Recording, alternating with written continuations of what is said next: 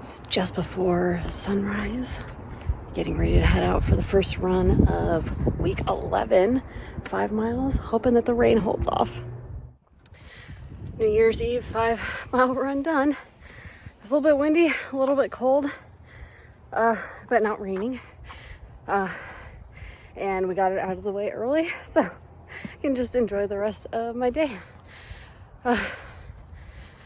I also did, before I left, a 15-minute mixed cardio, which is important for me because most of my runs are steady state cardio. So the mixed cardio kind of just works out your heart in a different way. And then about 25 minutes of strength training so I don't lose my muscle mass. So I'll go into more on my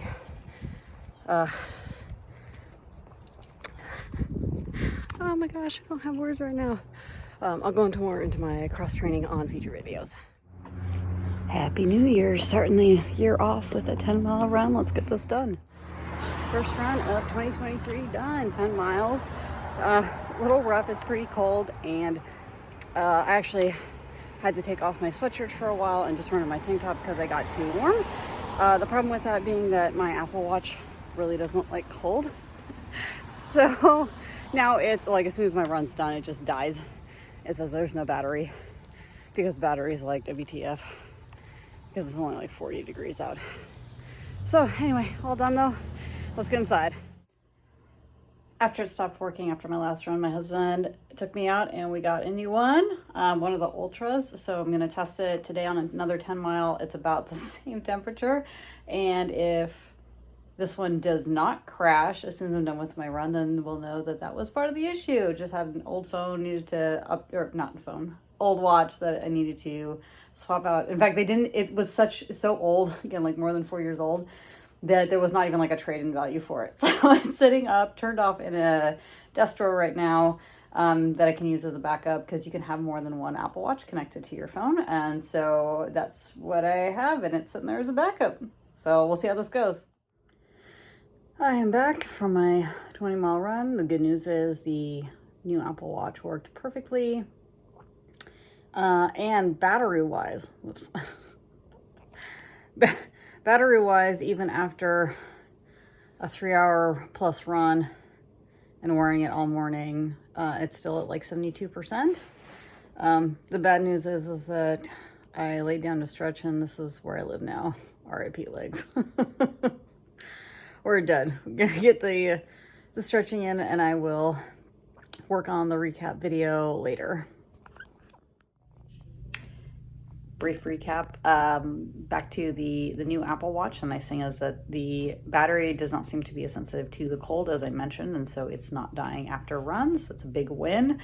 The other big one is that the battery just seems to last a lot longer in general. They did mention at the Apple Store that it could last for like up to 36 hours.